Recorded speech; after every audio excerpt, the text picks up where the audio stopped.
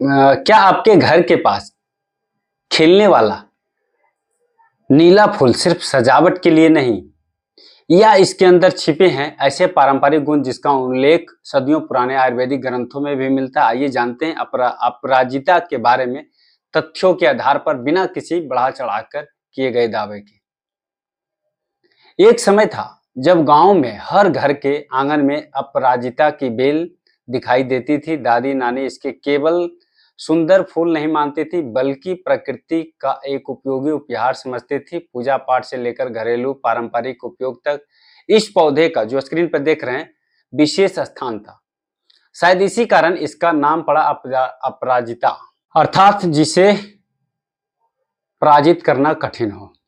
वैज्ञानिक नाम है ये जिसको बोलते हैं बटरफ्लाई, बटरफ्लाई पी, और हिंदी में अपराजिता और संस्कृत में भी अपराजिता के नाम से जाना जाता है। यह एक बेलदार पौधा है जिसके चमकीले नीले या सफेद फूल भारत सहित एशिया के कई देशों में पाए जाते हैं। यह सुंदर होने के साथ साथ पारंपरिक चिकित्सा और कृषि दोनों में उपयोगी माना जाता है। आयुर्वेदिक निघंटुओं जैसे भाव प्रकाश निघंटु और राज निघंटु में अपराजिता का वर्णन विभिन्न पारंपरिक उपयोगी के साथ मिलता है।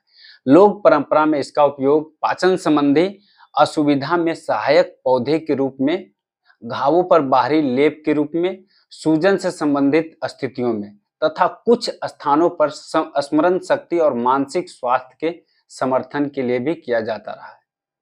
हालांकि इन उपयोगों का अर्थ यह नहीं है कि यह हर व्यक्ति या हर बीमारी में प्रभावी सिद्ध हो चुका है। आयुर्वेद में औषधि का चयन व्यक्ति की प्रकृति और रोगावस्था के अनुसार किया जाता है। मॉडर्न साइंस क्या कहता है? आधुनिक शोधों में अपराजिता पर कई संभावित गुणों का अध्ययन किया गया है। प्रयोगशाला और पशु अध्ययनों में इसमें पाए जाने वाले एंथोसाइनिन और अन्य जैव सक्रिय यौगिकों के कारण antioxidant, anti inflammatory, neuroprotective, anti microbial तथा एंटी डायबिटिक प्रभावों की संभावना देखी गई है। लेकिन महत्वपूर्ण बात यह है कि इसके निष्कर्षों की पुष्टि के लिए अभी बड़े और उच्च गुणवत्ता वाले मानव अध्ययन आवश्यक है, इसलिए इसे किसी बीमारी का प्रमाणित इलाज नहीं माना जा सकता है। बटरफ्लाई पी, इसकी जड़ों में रहने वाले लाभकारी जीवाणु मिट्टी में नाइट्रोजन बढ़ाने में मदद करते हैं।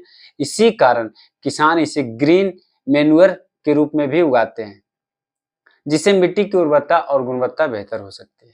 जरूरी सावधानी है कि याद रखें, अपराजिता किसी गंभीर बीमारी का प्रमाणित उपचार नहीं है। यदि आप गर्भवती, स्तनपान करा रही या किसी गंभीर बीमारी की दवा ले रहे हैं तो इसका औषधीय उपयोग करने से पहले आयुर्वेदिक या पिंटू प्लांट बेस्ड या आधुनिक चिकित्सक से सलाह अवश्य लें।